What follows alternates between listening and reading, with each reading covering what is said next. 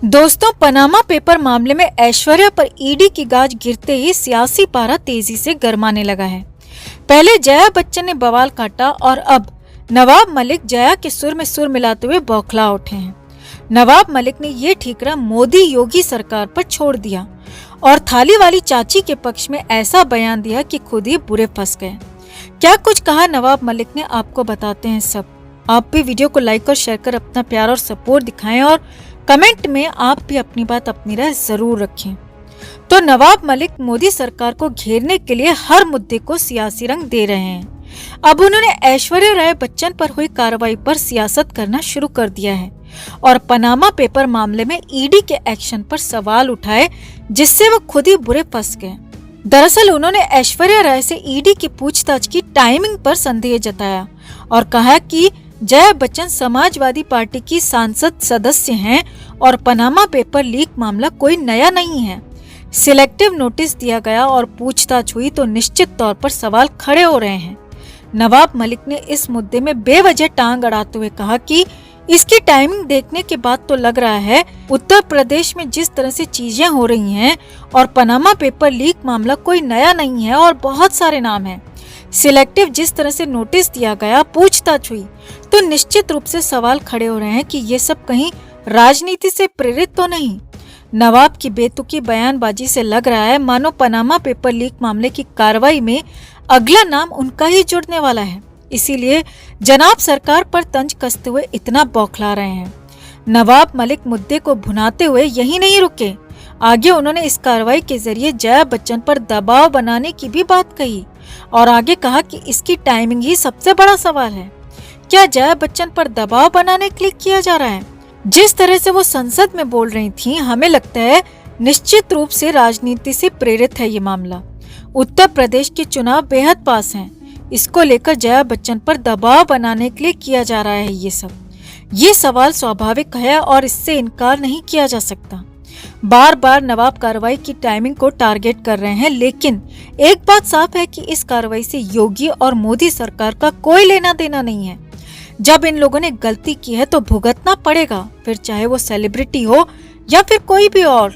वैसे भी ऐश्वर्या से जब ईडी ने पूछताछ की है तो उन्होंने टैक्स चोरी पर कई खुलासे किए हैं, जिससे गाज पूरे बच्चन परिवार पर गिरने वाली है।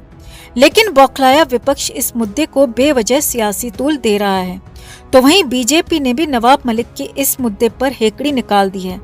नवाब मलिक अब थाली वाली चाची का समर्थन करके मोदी और योगी सरकार पर तंज कस रहे हैं। नवाब बार बार इस कार्रवाई की टाइमिंग पर सवाल उठा रहे हैं और जया बच्चन पर ईडी की कार्रवाई को दबाव बता रहे हैं, लेकिन बीजेपी ने साफ कर दिया है कि उसका इस कार्रवाई से कोई लेना देना ही नहीं है। बावजूद इसके नवाब की बौखलाहट खत्म होने का नाम नहीं ले रही है। तो नवाब की इस बयानबाजी पर आप क्या कहना चाहेंगे दोस्तों? कमेंट में आप भी अपनी बात अपनी राय जरूर रखें और वीडियो को लाइक और शेयर कर अपना प्यार और सपोर्ट भी जरूर दिखाएं। दोस्तों, आर्यन खान केस में समीर वानखेड़े के मामले में अचानक से ट्विस्ट आ गया है, नया मोड़ सा आ गया है और जो समीर वानखेड़े अब तक बैकफुट पर दिख रहे थे, केस से पूरी तरह से बेदखल दिख रहे थे, वही समीर वानखेड़े अब पूरी तरह से ताकतवर नजर आ रहे हैं। हालात ये हैं कि महाराष्ट्र सरकार के मंत्री नवाब मलिक ने बिना शर्त के माफी मांग ली है और साथ ही साथ ये भी खुद ही बता दिया कि उनकी गिरफ्तारी होने वाली है। जी हाँ, नवाब मलिक ने खुद बताया कि उनकी अरेस्टिंग होने वाली है और वो जेल जाने के लिए तैयार हैं। तो अचानक ऐसा क्या हो गया मुंबई में? क्यों नवाब मलिक की तय हो गई गिरफ्तारी और क्यों सबके सामने मांग ली उन्होंने माफी? सब कुछ आपको बताते हैं। आप भी वीडियो को लाइक और शेयर कर अपना प्यार और सपोर्ट दिखाएं और कमेंट में आप भी अपनी बात अपनी राय जरूर रखें। तो मुंबई में अक्टूबर के महीने से ही आर्यन खान को लेकर बवाल मचा हुआ है। आर्यन खान को ड्रग केस में समीर वानखेड़े और उनकी टीम ने गिरफ्तार किया और तब के बाद से ही लगातार कुछ लोगों ने इस कार्रवाई पर सवाल उठाए। तो कुछ ने कहा कि समीर वानखेड़े बॉलीवुड से ड्रग का पर्दाफाश कर रहे हैं। आर्यन खान की चैट्स को लेकर भी कई बातें आईं।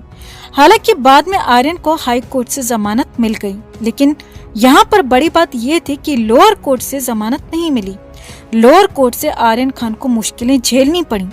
अब आर्यन को जमानत मिली तो इस दौरान लंबे समय से महाराष्ट्र सरकार के मंत्री नवाब मलिक समीर वानखेड़े के खिलाफ कई दावे कर रहे थे।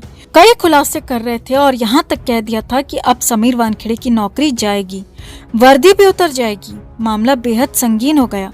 समीर वानखेड़े को आर्यन की जांच से हटाकर दिल्ली से आई टीम को जांच सौंप दी गई।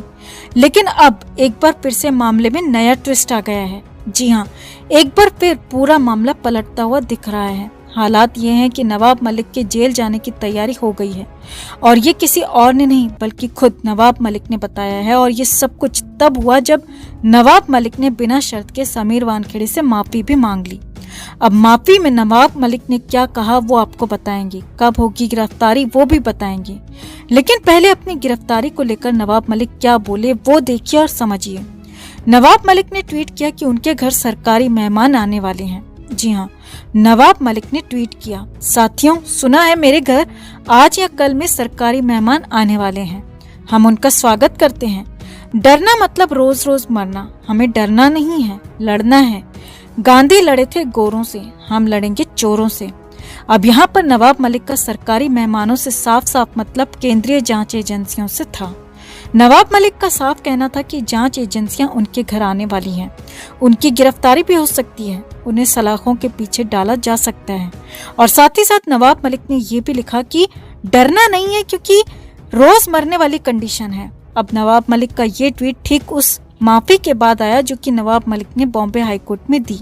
जी हाँ, बॉम्बे हाईकोर्ट में नवाब मलिक ने सरेआम एफिडेविट देखकर, जी हाँ ऐसे वैसे नहीं बल्कि एफिडेविट हलफनामा देखकर समीर वानखेड़े को लेकर माफी मांगी है।